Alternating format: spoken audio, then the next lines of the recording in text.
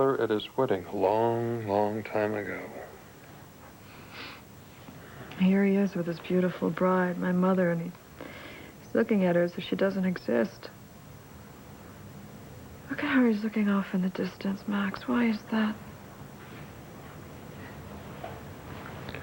Maybe you ought to put this away for a while. No. No, this is all I have of Daddy now. Just photos, memories, and a lot of questions. You know, up until a few months ago, I defined myself according to how Daddy saw me. I hated saying me. And everything I did spun off his disappointment in me. His belief that I lacked character and discipline and direction. I turned myself into a party animal to spite him and none to please him, but who was he? I don't think he even really knew Max, or if he did, he kept it a secret. Here, come on, come on. This is just going to upset you. I've been upset my entire life. I'm finally starting to understand why. You can't get love and approval from a man who can't even smile at his own wife on his wedding day. You just get shut out. It's no wonder I've never known how to be in this world. I never really knew the man who brought me into it.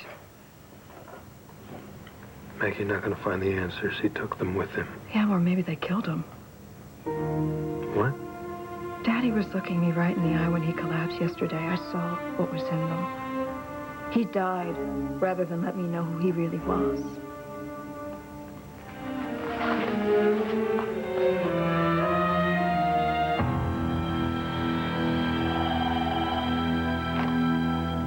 Shoot. Good morning, Todd. Alex. Well, I guess you're the wrong person to say shoot to, huh? Let me guess, you're calling me from a cell phone. Not for novelty's sake.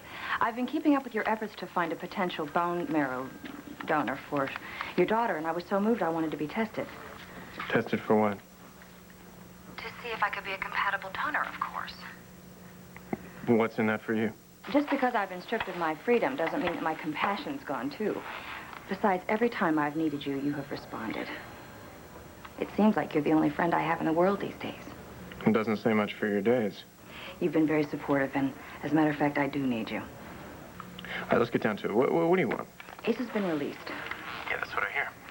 Well, I'm sure that means that what he's going to do is make good on his promise to see that I'm convicted for Carla's murder. And you want me to stop him? No, I want you to help me stop him. Could you please come over here? Look, I don't have anyone else I can turn to for advice. I am a solo voyager. And even the most independent and intelligent woman can feel desperately alone.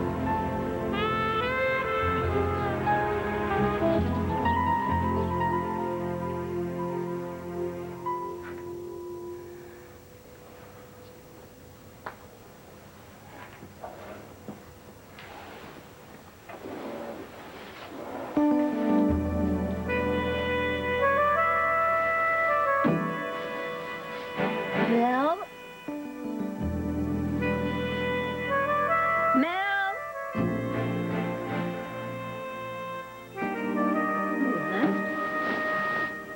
You did without saying goodbye. Oh, you just went out for your morning fix of newspapers, huh? Or not. Mrs. Lord? Yes. Thank you. Just one moment, please. Yeah, here we go.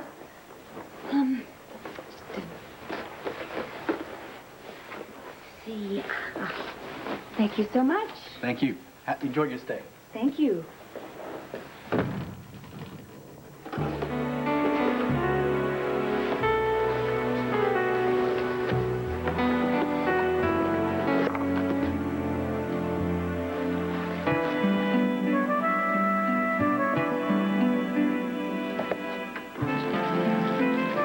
A bunch of violets and a note. Is this the way you're going to say goodbye, Mel? This better be good.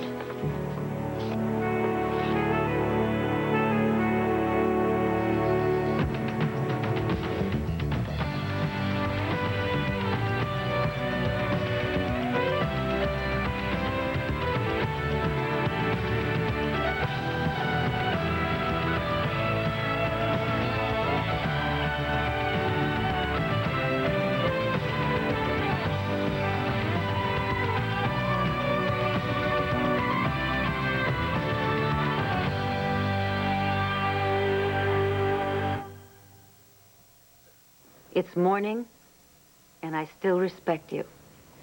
Call me when you're back in town. I'm in the book.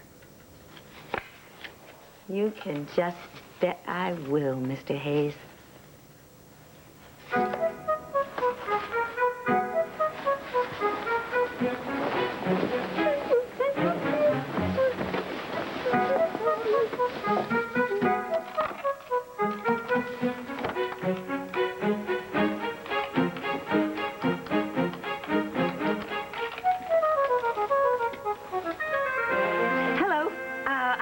Morning, and I'm calling you at home. I'm sorry. Yes, this is Dorian. What does it matter? I mean, you are awake, right? No, I'm calling from Washington, but I'm taking a plane back to... The important thing is, I need to see you as soon as I get back to Lambview. I need your help getting legal counsel. Oh, you need my help to pay for it? In my dire situation, I am not exactly prepared to absorb exorbitant legal fees, whereas you... Oh, yeah, I can buy anything. Would you please consider underwriting my defense? I'll make it worth your while. How? You name it. All right, I want exclusive rights to your story, no matter how it turns out. Interviews, photos, the whole deal. Done. Well, then you got yourself a deep pocket. Excellent. So how does my deep pocket feel about my hiring J. Edgar Daly as my defense attorney? Thinks you could do better. I mean, you heard that the Antonio Vega conviction was overturned, right? Yes, just more proof that it's raining justice on everyone but me. Well, you might get a splash on yourself if you went with Vega's lawyer. I hear she's young, she's smart, she's ambitious as hell. She's probably cheaper. Doesn't my pocket deserve a little bit something better? No, maybe the new kid on the block is exactly what you need. Somebody with fresh ideas, somebody who's never even heard of you. All right, bring her by. But I did mean what I said this morning on the phone. I do want to be tested for my compatibility with Star. It would be a token of my gratitude for all that you've done for me. You are the lone ray of light in my otherwise bleak world. Secret broke his heart, literally, Max. I just feel so alone. You're not alone. You have me. You'll always have me.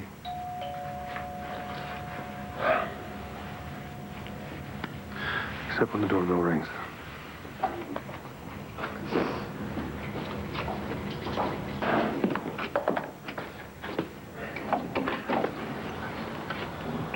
Well, well. How's Maggie holding up? He's hanging in. Is Andrew here? Not yet. What do you mean? I mean, he said he was going to the bank first thing this morning and then coming straight over. I guess you better call the tardy police. Perhaps I should just wait outside. Great idea. Hi, I thought I heard your voice. What are you doing out there? Come in. Thank you. Some of those Kentish orchids that you like to have them flown in. Thanks, so lovely. You didn't have to do that, though. Well, granted that flowers don't really provide any comfort after you've lost a parent, but I felt I had to do something. I wish there was something I would or could do to take away your pain. Could use some of it myself. Yeah. You know, these really go in some water, or maybe something a little thicker. So, anyone know when Andrew is supposed to arrive with the envelope?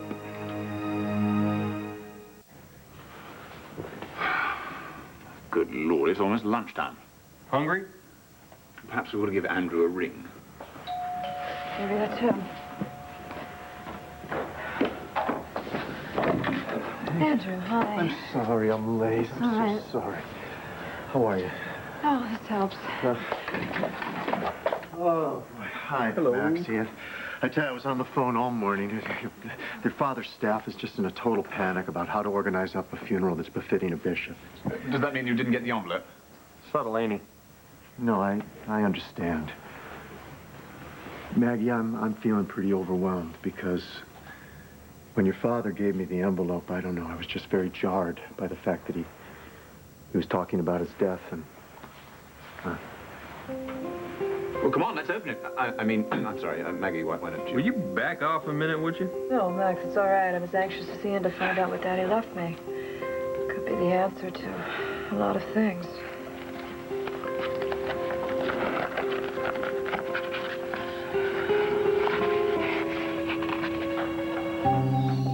A lock of hair? That's all there is? This is all that I was given, Ian, and that's what was in it, and the envelope was sealed. No, but that is absurd. Do you have your mother's locket with you? Yes, of course, I have it. Yeah, take it everywhere with me.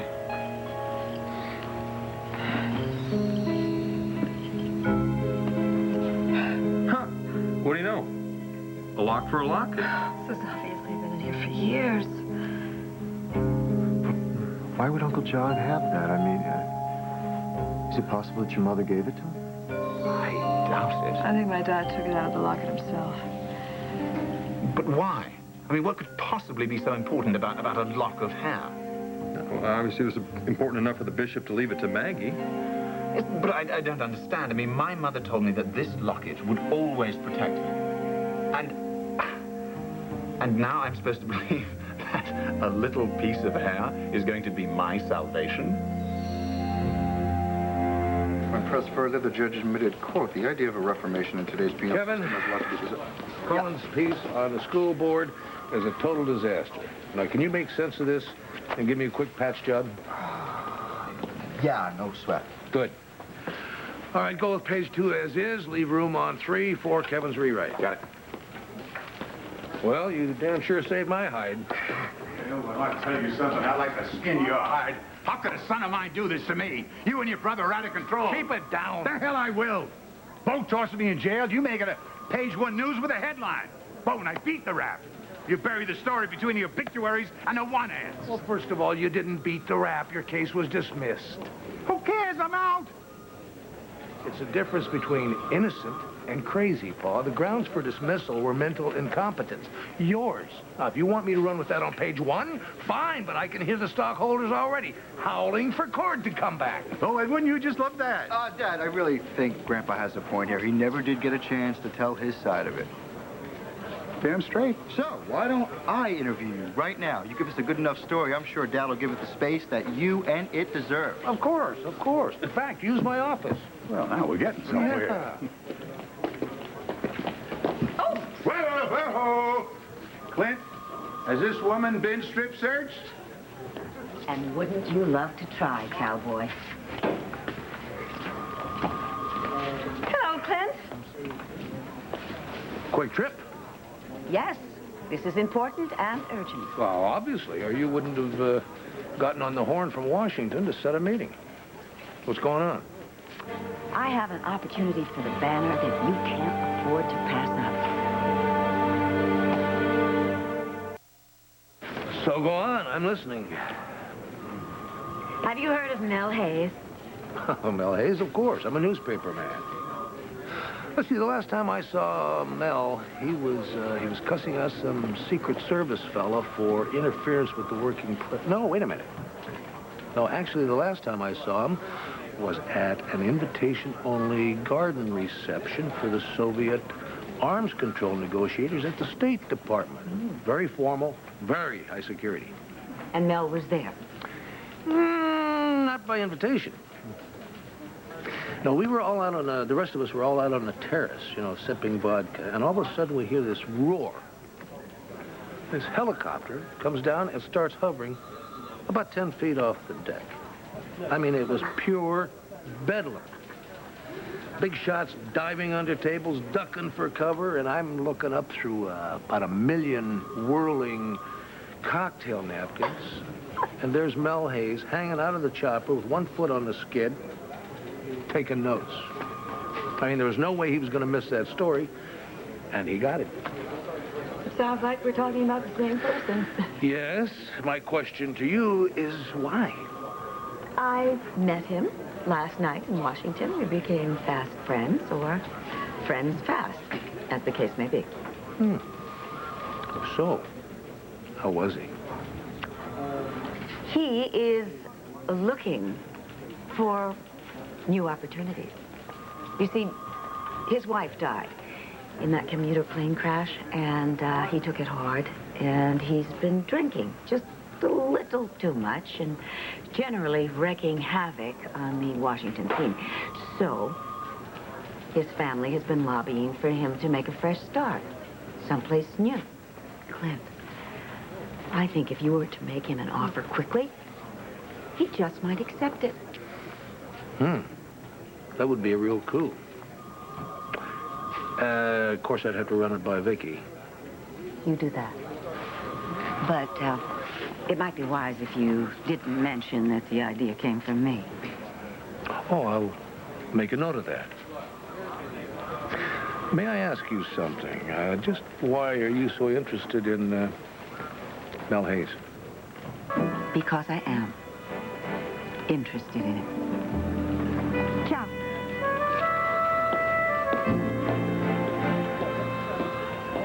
Poor Mel. He was safer hanging out of that chopper. So, this is where the brain trust of the sun hangs out. Why am I invited? Well, I heard you were with meeting. I heard some things about you, too. Huh. None of them good. Well, that depends what you mean by good. Well, whatever you heard about me, you probably heard from Kevin Buchanan. I hear you two are an item.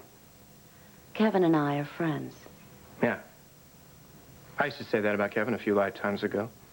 So what did he tell you? I'm a sociopath. I chew with my mouth open. I eat with my hands. I make up my own mind about people, Mr. Manning. You can call me sir. I'm just kidding. Look, I want to thank you for coming to the fashion show and getting tested and all that. It means a lot to me. And to Star's mother. Everybody wants your little girl to get well. So, now you've met me and thanked me. That's 2 down. Any more to go? Yeah, I want to hire you. I'm looking for a defense attorney. Haven't you been in touch with Nora Buchanan? She pretty much owns the legal defense franchise in this town. Why let the heavy hitters have all the fun? Good question. So, why do you need an attorney? No, I don't.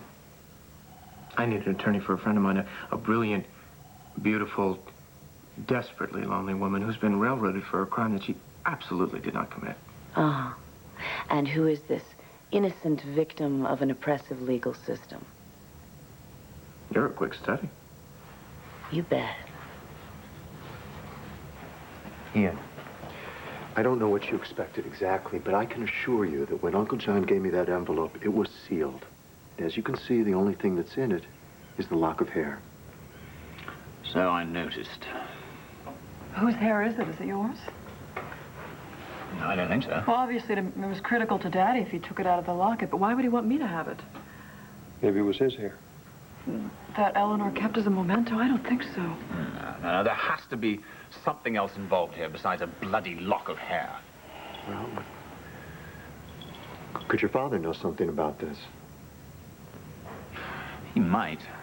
But the operative question is, would he tell me? The answer to that is no, if even just to gall me. No, my mother was, she was whimsical, mercurial, very indirect.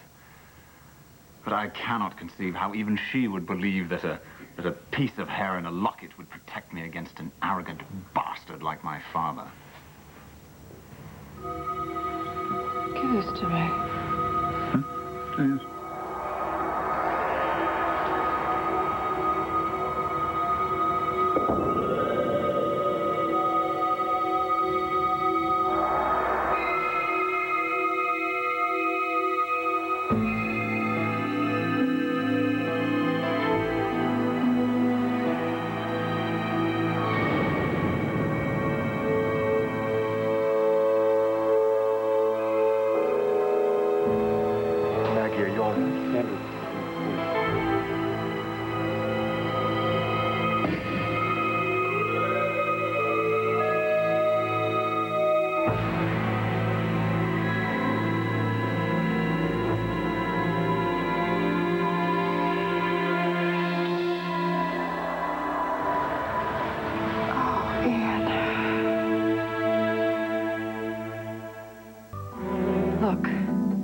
Look at it. What do you see?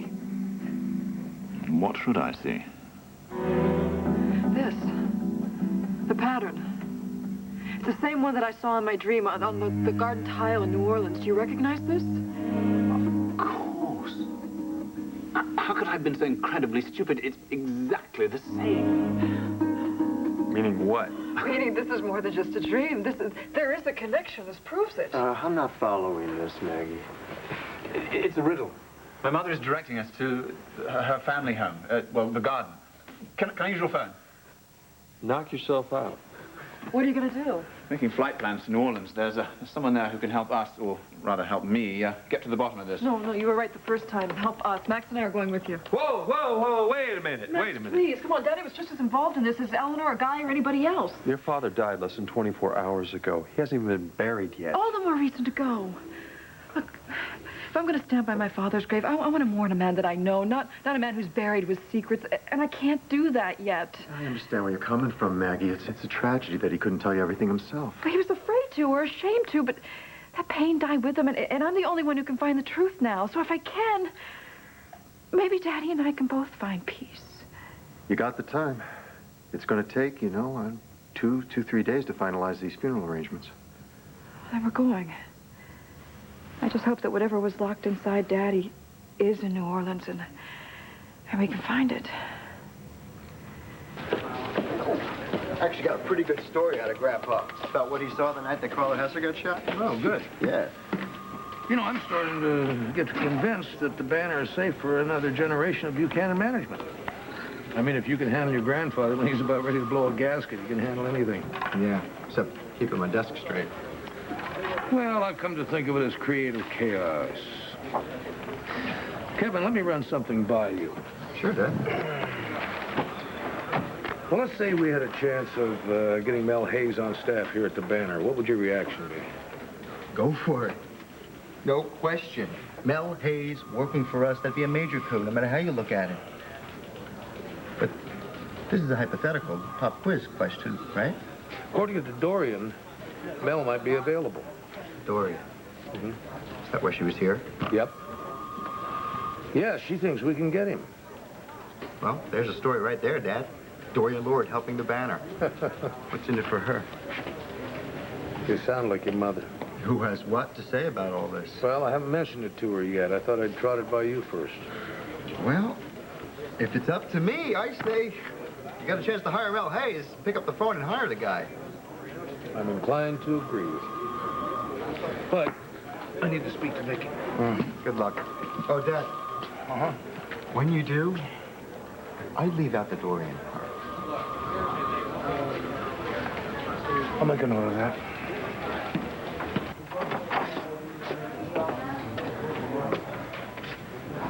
This is your idea of a victim?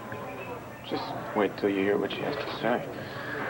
I feel like I should have my own key to this place. I'm here so much. Well, you won't hear me complaining about that. Hi, I'm Alex Oltl. I'm sorry. Taya Delgado, pleased to meet you. And you should be. This is the woman who single-handedly or single-shottedly, whatever, got rid of the baddest bad guy in Landview. Well, that's not exactly true. Even though it was my finger on the trigger, That's right. Well, I was not myself. Force within that shot. All right. All I know are cold facts. A murder, a confession, cover-up. What I need now is your take on the story, and maybe we'd better start with the force within. A discussion of a violent death has to begin before it took place. In this case, at the ball aboard the Orion, Carlo was and remains the love of my life. And they say true romance is dead. So you can imagine how I felt when I found out that all of Carlo's plans for us to run away together were a sham. A mockery designed to humiliate me. You must have been very upset. I was beside myself with rage. I was beside myself.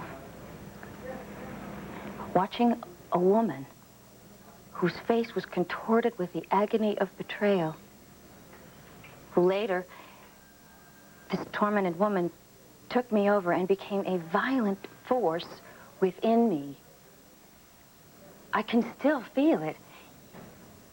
It was a magna of love and hate, burning with this terrible heat, rising, melting all resistance. So, when you didn't shoot Carlo, it was Andy's gun that you didn't shoot him with. The sound of that shot was like a command coming out of a hypnotic trance. I was myself again. And I saw Collar's body slumped over the railing. And Asa Buchanan saw you. But tell me this. Was there anyone else who could place you there at that moment? Mortimer Verne, Carlo's brother, but I'm quite sure that he's off now with all of Carlo's money. So Asa is the only one. That's what I thought. Congratulations, Ms. Olenoff. You are going to be a free woman. Guaranteed.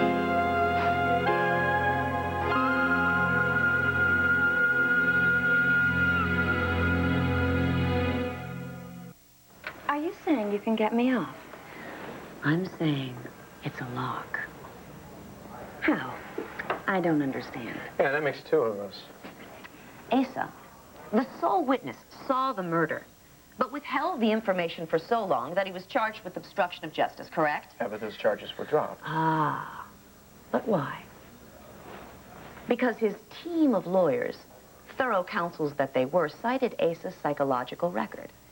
They argued that if Asa was sufficiently disturbed to have been committed to a psychiatric hospital, which he was, then there's no way that he would have been competent to stand trial. And the court bought it. Exactly. If Asa was so shaky upstairs that he was unfit to be a defendant, then how could he be a reliable witness, especially if he is the only one? He can't. And you walk. Yeah. No, wait, not so fast. I mean, there's the little matter of her confession to Andy. Well, we argue that Alex was under intolerable stress when it was made. Is there a transcription of the... No. So it's our word against Andy Harrison's, and believe me, that leaves plenty of room for reasonable doubt. You were wrong. She's more than smart. I try. Well, one thing I can tell you is you'll make as much money on this case as you want. Any fee that you see fit will be paid. By Todd. Bye.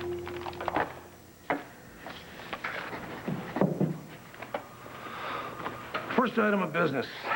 What time did Jessica get home after her movie last night? Actually, Jessie never made it to the movie. She and Chris decided to go to the cabin instead. What? You said that just like a father. You mean those two kids were on that mountain alone? All right, before you stoke yourself into a volcanic fury, let me reassure you, nothing happened. Oh, I'll bet. Jessie told me she wasn't ready. Which means what, Vicky? That she might be ready tonight or sometime this afternoon? I ought to nail that Vega kid to the wall like one of his paintings. She was right. Who? Jessica. She asked me not to say anything to you about any of this for fear that you would behave exactly as you are behaving, doing the parental stomp and snort. Well, do you have a reasonable alternative? Be proud of Jessica and Chris. Oh, I'll be proud. I'll be proud, and then I'll tear his lungs out. Clint, give some thought to yourself when you were Chris's age. All right, consider yourself as recently as last night. That's completely different. That's entirely different. You and I are adults. Yeah, and that's the real point, Clint. Jessie and Chris both behaved like adults last night. She was able to be direct about what she didn't want to do, and Chris respected her feelings. That's more than most official adults can manage. I really think we have reason to feel very good about those two kids. Well, maybe you're right. But so was I. How do you mean? Well, from the second Jessica was born and I found out she was a girl, I knew this time would come, and I knew I was going to hate it. And it came, and I do. Let's move on to item 2 on the agenda, shall we?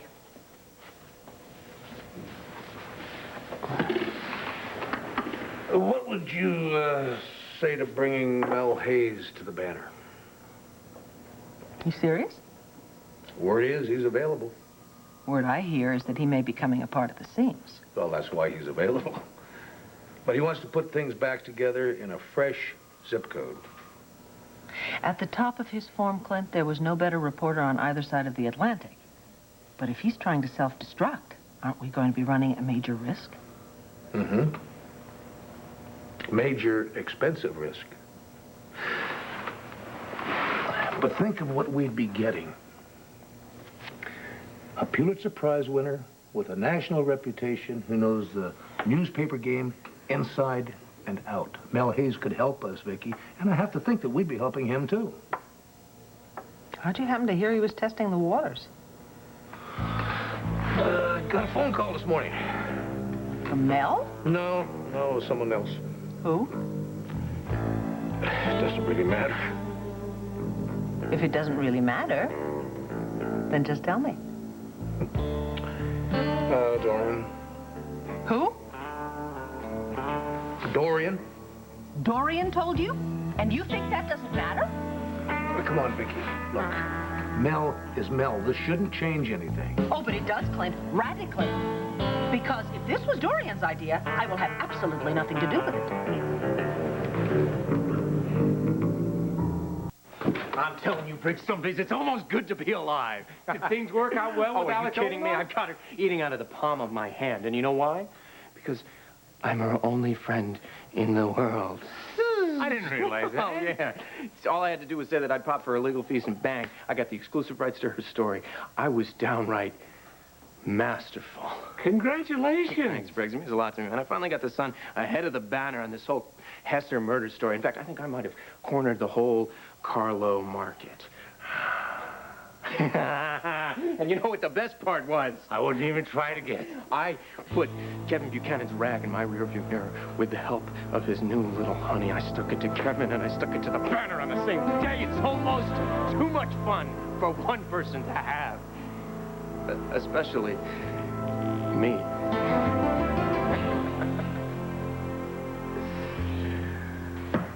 I knew I shouldn't have mentioned Dorian. I mean, I was warned. Well, I would have found out anyway.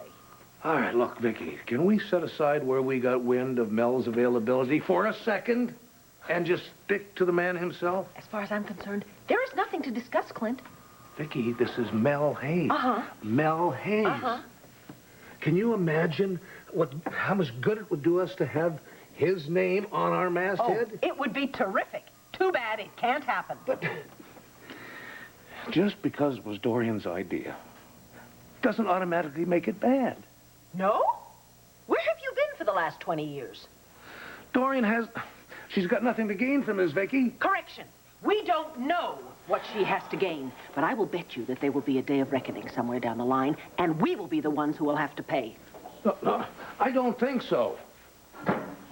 I don't think so. Not this time. I mean, Dorian just likes Mel. Just like Mel. That's like saying a tidal wave is just water. Okay, now, of course, I can't completely rule out the possibility that Dorian has a hidden agenda. But Mel Hayes is his own man, and we'd be getting him. And that still makes it worth having to deal with Dorian. Not in my book. Well, don't close your book just yet, will you? I mean, give me another chance to change your mind. Say, over dinner? Or drinks? Up at your mountain cabin? You can try all you want. I'm not going to change my mind, Clint. You're not going to budge me an inch. I've heard that before.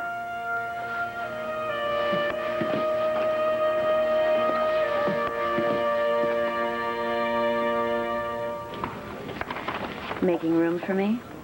Hey, there already is. So, what's the great news? Well, it looks like I'm definitely going to be staying in Lambview. Well, Taya, that is great news. But that's not all. I got another gig. Courthouse, here I come. Congratulations. Who hired you? Todd Manning, to defend Alex Polinoff. You're joking, right? Not unless they were. You mean my Uncle Todd is paying you to represent my ex-step-grandmother, Alice? Boy, this is a small town, isn't it? Yeah. And these are two people that I hate the most in the world. How can you do this? It's called a job, Kevin. Besides, I don't have anything against them, and, I can win this case. Uh-huh. Well, let me bring you up to speed. Todd Manning allowed me to be accused of raping Marty Saybrook, which he did, by the way. And Alex, she hired a costume gunman to blow Cassie Meyer's brains out down in Rio. Yeah, but aside from that, is there a problem? Kevin, I wanted you to be happy that I'm staying. I am. Very. I'm just not tickled about the fundamental reason. How did you land this gig, anyway? Call it, talent.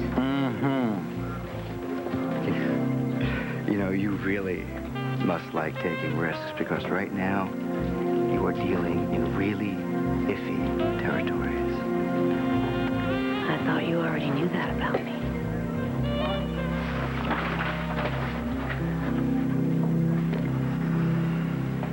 Make it a habit of taking your daddy's private jet without telling him? Max, the important thing is getting to New Orleans as quickly as possible, and this is it. What? I was just thinking how lucky I am. How so? Well, I could be taking this trip on my own, which is often the way I do things in life, but having you here makes all the difference in the world. Good, I'm glad. We're going to Louisiana, not Mars. Indeed. But I have a feeling that this is shaping up to be a very emotional trip, whatever happens in New Orleans, and I would just as soon not be alone. You won't be. Yeah, I'm here too. We're connected somehow, Ian. We both know that. Your mother's death brought us together. Maybe my father's death will tell us why. I gotta play up this whole angle here. Hester hit chick. No, Hester hit heroin, hires help. God, I'm so good. Happiest guy in Landview. Todd, where have you been? I've been trying to find you all morning. Why? What's the matter? Blair? Where are you? I'm at the hospital. Intensive care. What happened? Just come quick. It's storm.